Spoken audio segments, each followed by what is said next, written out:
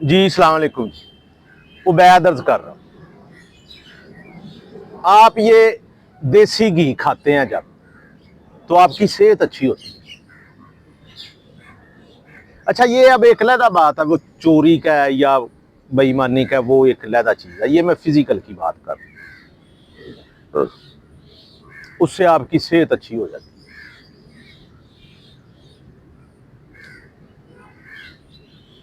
اگر آپ زہر پیتے ہیں تو اس سے کیا ہو جاتا ہے؟ اس سے ہلاکت ہوتی ہے۔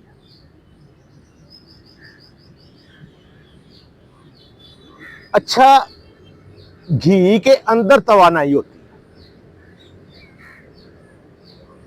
جب گھی آپ کھاتے ہیں اس سے آپ کو توانائی ملتی ہے، وہ چوری کا ہو، وہ بے ایمانی کا ہو، وہ کہیں سے بھی آپ اٹھا لیں، وہ آپ کے جسم کو توانائی مل جائے گی۔ اچھا اسی طرح آپ حق حلال کی کمائی سے زہر لے لیں، بہت اچھے طریقے سے آپ لے لیں، زہر جا کے لے آئیں، وہ آپ کھا لیں تو آپ کی ہلاکت ہو جائے گی۔ زہر کے نا اندر ہلاکت ہے، آپ اس کو بڑے اچھے طریقے سے کھائیں، وہ آپ کو ہلاک کر دے گا۔ گھی کو آپ برے طریقے سے کھائیں، لوٹ کے کھائیں، ڈاکہ مار کے کھائیں، وہ آپ کو آپ کی صحت کو اچھا کرتے ہیں۔ یہ جو اعمال ہے نا، اچھا اب اس میں یہ نہیں ہے کہ وہ پکڑا گیا ہے اس کو پکڑا ہے، یہ جو اعمال ہے نا شر کے اور خیر کے، اسی طرح یہ آپ کی شخصیت پر اثر کرتے ہیں، آپ کی نفسیات پر اثر کرتے ہیں۔ اگر آپ کے اعمال اچھے ہیں نا، آپ نے اچھے اعمال کیے ہیں، تو اللہ تعالیٰ کوئی اوپر سے وہ علیحدہ کر کے اس کا اجر نہیں دیتا آپ کو۔ یعنی کہ یہ نہیں ہوتا ہے کہ آپ نے اچھا عمل کیا ہے، ابھی آپ نے ایک نیکی کی ہے، آپ نے 10 روپے ایک بندے کو دے دیے ہیں یا غریب کو 100 روپیہ دے دیا تو آگے آپ کو 1000 روپیہ پڑا ہوا مل جائے گا۔ اس طرح تو نہیں ہوتا ہے، وہ آپ کا بلکہ جو 100 دیا وہ کم ہو جائے گا۔ اس کا اثر کیا ہوگا؟ اس کا اثر آپ کی شخصیت پر ہوگا، نفسیات پر ہوگا۔ چارلی چپلن واقعہ بیان کرتا ہے کہ وہ اپنے والد کے ساتھ ایک دفعہ ٹکٹ لینے کے لیے گیا، سینما ہال کی ٹکٹ لی ہے، تو ایک بندہ آیا ہوا تھا، اس کے 6-7 بچے تھے، تو وہ لائن میں لگا ہے، وہ جب اس نے آگے گیا ہے تو اس نے جب کہا کہ یار یہ اتنے پیسے، تو وہ اس کے پاس پیسے پورے نہیں تھے۔ اچھا وہ چارلی چپلن کے باپ نے نا وہ دیکھ لیا،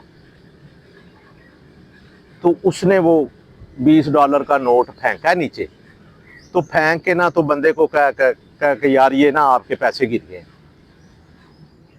تو اس نے کہا جی تھینک یو، وہ $20 لیے ہیں، تو وہ اس نے ٹکٹیں لے کے تو وہ جو بھی تھا مووی دیکھ لی۔ اچھا چارلی چپلن کے باپ نے جو پھینکا 20 کا نوٹ، اس کے نتیجے میں یہ واپس آ گئے، اب یہ فلم نہیں دیکھ سکے، یہ ٹکٹ نہیں لے سکے۔ چارلی نے بھلا کیا کہا؟ اس نے کہا جی میری زندگی کا بہترین جو لمحہ ہے نا، وہ لمحہ جب میرے باپ نے وہ $20 کا نوٹ ان کو دیا اور ہم واپس آ گئے۔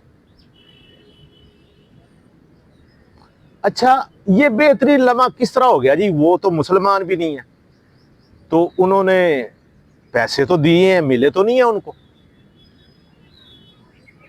بلکہ اس نے کہا کہ جی مجھے ساری زندگی اس واقعہ کی وجہ سے پراؤڈ رہا اپنے باپ پر۔ تو وہ پراؤڈ اس کو کس بات کا رہا ہے جی؟ کس بات کا رہا ہے؟ آپ کے پاس مسائل ہے نا آپ کے گھر میں، لیکن آپ کے پاس کچھ پیسہ ہے،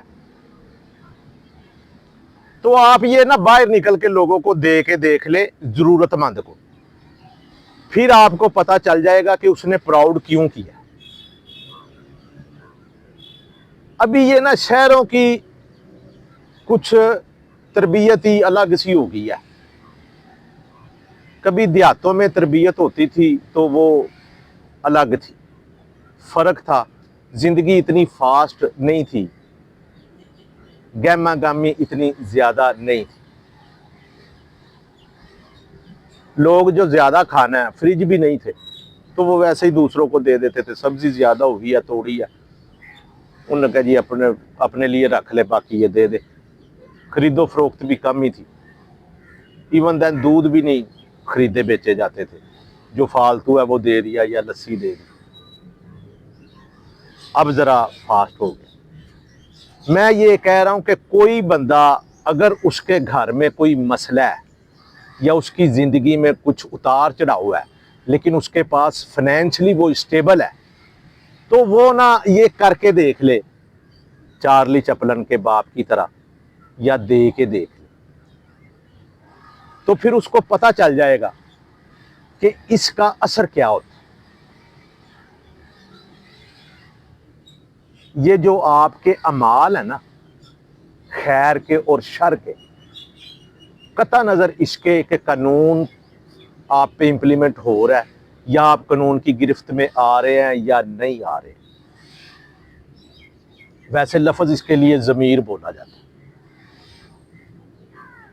ایک بات پکی ہے کہ ان اعمال کے اندر ہی نتائج ہوتے ہیں۔ فَمَن يَعْمَلْ مِثْقَالَ ذَرَّةٍ خَيْرًا يَرَهُ فَمَن يَعْمَلْ مِثْقَالَ ذَرَّةٍ شَرًّا يَرَهُ۔ اللہ تعالیٰ کہتا ہے کہ ذرے ذرے کا حساب ہوگا، خیر کا اور شر کا۔ لفظ ذرہ ذرہ بولا گیا ہے، اللہ تعالیٰ نے بولا ہے۔ آپ کے یہ جو اچھے اعمال ہیں نا، آپ کی شخصیت کو ایون دین گدگدی کریں گے، آپ بہت اچھا فیل کریں گے، آپ کسی سے آپ کو غرض ہی نہیں رہ جائے گی، آپ کو اپنے اعمال سے غرض رہ جائے گی۔ اور یہ اچھے اعمال اس طرح نہیں ہوتے ہیں کہ آپ کر کے ان کا اجر مانگیں یا سمجھیں کہ یار میں نے اس کے ساتھ یہ نیکی کی ہے تو یہ بھی میرے ساتھ کریں۔ اصولی طور پہ ہوتا یہ ہے کہ نیکی آپ جس کے ساتھ کرتے ہیں نا، تو یہ اللہ تعالیٰ نے آپ کو توفیق دی ہوئی ہے کہ آپ اس کے ساتھ نیکی کریں، آپ بدلے میں اس سے یہ ایک قسم کا گناہ سمجھیں کہ وہ آپ سے نیکی کرے، اس کا اجر آپ کو اس عمل میں ہی مل جائے گا یا اللہ تعالیٰ ہی دے گا۔ اور آپ ڈریں اس وقت سے یا کوشش کریں کہ آپ پر ایسا وقت نہ آئے کہ آپ کو ضرورت پڑے اس طرح کی کہ کوئی انسان آپ کے ساتھ نیکی کرے۔ اگر آپ اس قابل ہیں تو یہ آپ کے لیے بڑا بلدوی ایک عہدہ ہی سمجھ۔ یہ جو کہتے ہیں نا کہ احسان کا بدلہ احسان، اس کی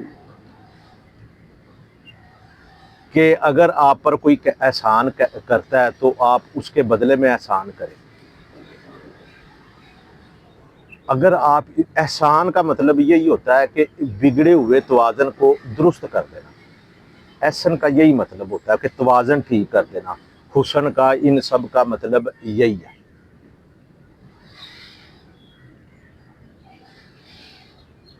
تو اس کا یہی بدلہ ہوتا ہے احسان کا کہ اس کا جو توازن ٹھیک ہو گیا ہے نا، تو وہی اس کا بدلہ ہے۔ آپ اس کو دے رہے ہیں، فرض کریں آپ کے پاس گنجائش ہے، تو اس کے پاس کہاں ہوگی؟ اگر اس کے پاس گنجائش ہوتی تو وہ آپ سے احسان لیتا ہی کیوں؟ اگر اس کے پاس گنجائش ہوتی تو وہ آپ سے کیوں مدد مانگتا؟ ہاں، یہ ایک علیحدہ بات ہے کہ وقت کا ہیر پھیر ہو جائے اور وقت بدل جائے تو پھر اور بات ہے۔ آپ کے جو اعمال ہیں یہی نتائج پیدا کرتے ہیں قانونی گرفت اور حساب کتاب یہ بعد کی باتیں ہیں. نفسیاتی مسائل جو ہیں یہ آپ کے اعمال میں ہیں. یہ اس وجہ سے ہوتے ہیں کہ آپ کچھ ایسے اعمال کر لیتے ہیں کہ آپ قانون کی گرفت میں نہیں آتے، تو آپ کی شخصیت جو ہے ان اعمال کے نتیجے میں آپ کی شخصیت گرفت میں آ جاتی ہے، کیونکہ وہ آپ کے اندر ہوتے ہیں تو وہی نتائج پیدا کرتے ہیں. ان نتائج سے بچیں. یہ بڑے بھیانک نتائج ہیں. اس کو عذاب علیم کہتے ہیں. میں بات کروں گا اس پر کہ عذاب علیم، عذاب النار اور عذاب عظیم، اس میں عذاب علیم کیا ہے. جی السلام علیکم.